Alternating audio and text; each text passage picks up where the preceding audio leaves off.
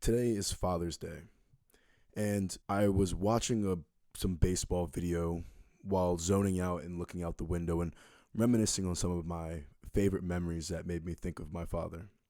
And I don't know if it was the video that was on in the background or some weird thing with memory, but what started playing was Chase Utley's walk-up song in my head that I so often heard when going to Phillies games with my father. And I find that memory can often be fascinating, how it's an experience. It's the smells, it's the sounds, it's the tastes, it's the energy of the place that really sticks with you from when you're remembering when you were much younger.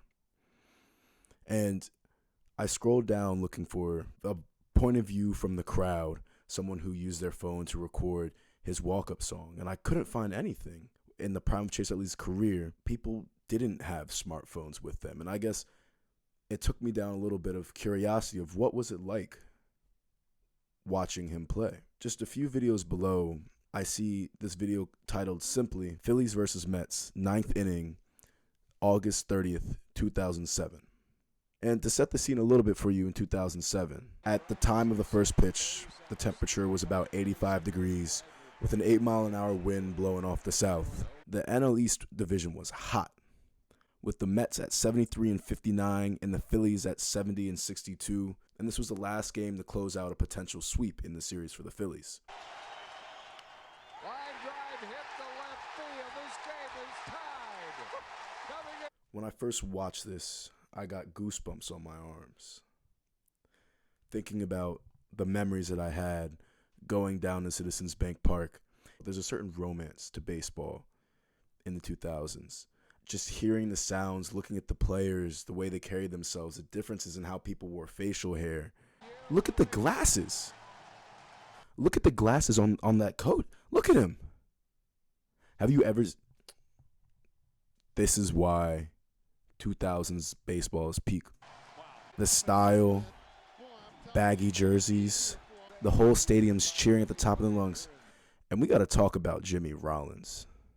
Phillies had a damn good top three. A damn good top three. Ryan Howard, age 27. And then I think you have, I would argue, one of the most underrated double play pairings of all time, with Jimmy Rollins and Chase Utley. For years, the best thing you could possibly watch up the middle. Look at Jimmy Rollins. I love a player who plays. Call me old school. 770, leads the league in plate appearances, leads the league in at-bats, leads the league in runs, leads the league in triples, doesn't strike out a whole ton, puts a bat on the ball, gets a gold glove and a silver slugger. I think one underrated thing about these Phillies teams, and I think another reason why I fell in love in baseball, two of the best players on my favorite team when I was growing up were black, or black American.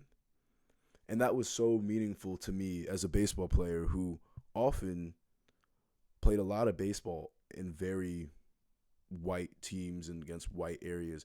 And it felt good to watch on my favorite team, or two of my favorite players. What they did for me wanting to be in baseball is incredible. And I don't know, as silly as it sounds, or it doesn't sound silly, but representation really does matter. But this team had so much personality. I remember Jimmy Rollins, he would put on the jumbo screen and talk about how he wore number 11 to look like he was taller. And when you see this graphic of the come-from-behind wins for the season, I think this gives us a great little excuse to look at some of the rosters from 2007 and see some of the oddities of these teams. The best part about these lists of comeback teams is, one, their rosters, but two, the great veterans that they had on these teams. So you look at Rocktober. 42-year-old Steve Finley played. When you go to the Marlins, who at this point had 58 wins and 34 of them being comeback wins, had a great core, but their bullpen was good. And Lee Gardner had himself a year. I mean, he didn't have a lot of other years looking at his baseball reference, but that year was a good year. But they also had a 34-year-old Aaron Boone on the squad, ready to lead the Yankees a little bit down the line. The 2007 Dodgers, another great team. They had 39-year-old Juan Gonzalez and Jeff Kent starting in their lineup, where 22-year-old Matt Kemp got 98 games of play. And the Mets had some great old players. I don't know if you saw, but you have 48-year-old Julio Franco playing baseball in his final year as a pro. And you have 40-year-old Moises Alou starting most of the games in left field. Not to mention, Tom Glavine led the team in innings with 200 or almost 200 innings pitched that year. And those San Francisco Giants, who had Dave Roberts starting for them, alongside a 42-year-old Barry Bonds, who had a .480 on-base percentage and led the league. That man was ridiculous. Oh, also, a 40-year-old Omar Vizcael still putting up 16 defensive runs saved that season. Some weird olds that year. And this is another thing I love about old baseball. See how Billy Wagner almost threw that intentional walk away? I love some of the old stuff that was a little bit antiquated, a little bit silly, but there was something good about it. Something that just gives it a certain aesthetic. It feels like baseball, you know? Look at this. Look at this. This is not normal. Chase Utley is not normal. Look at the average. Again, I'm not an even if you want to be an old guy, you know what I mean? Your second baseman who plays Gold Glove level defense, scrappy guy with a goatee and walks up to Cashmere. Your dad likes him. He's striking out 89 times that year. He strikes out 89 times that year. He has 18 defensive run save with a 149 OPS plus as a second baseman. Chase Utley had a streak from 2005 to 2009 where the lowest WAR he put up in a season was 7.3 WAR. We need to talk about Chase Utley in the Hall of Fame. Utley kind of playing a little bit pepper, not over swinging. He does a good job when he shortens up his stroke. Actually, remember my red plastic bat, the hollow echo that followed each hit. In the day we had to stop playing inside because I broke one of the small statues on the shelf.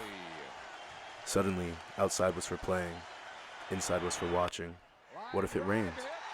Tickets, you showed me, and I cried. I cried because we were too far away. Looking back, when weren't we? I thought my little eyes wouldn't see the players I'd only seen on the screen. I didn't want to see the Philadelphia Ants. Our seats lived in the upper deck, where noses bleed, and the statues around the stadium looked the same size as the one on the shelf that forced me outside. But we went anyway, matching in our naivete. I brought my glove hoping to catch a foul ball that you worried would hit me. If you look at just this little slice of life in 2007 that I happened to stumble upon on the internet, I think that's what's so special about memory, is it can be jogged in different ways, and exercising your memory and not just looking through photos, not just things like that, but telling stories, consuming bits of media, just stimulating it in different ways can bring a lot of power to them. It can bring a lot of clarity to them, and they can give you feelings that you look for. So I guess what it taught me on this Father's Day, and there's no way this goes out on a Father's Day. Who knows when it'll go out, if it ever goes out. But I think there's something so special about allowing yourself to feel and finding ways to engross yourself in memories that maybe for one reason or another you're not ready or you don't know if you can embrace. All right, well, thank you for watching. It's Honeybee. It might change. I don't know. But let me know how I can improve. Let me know what you liked. Let's see how this goes. And I hope I used OBS properly because it's my first time recording everything. Thank you.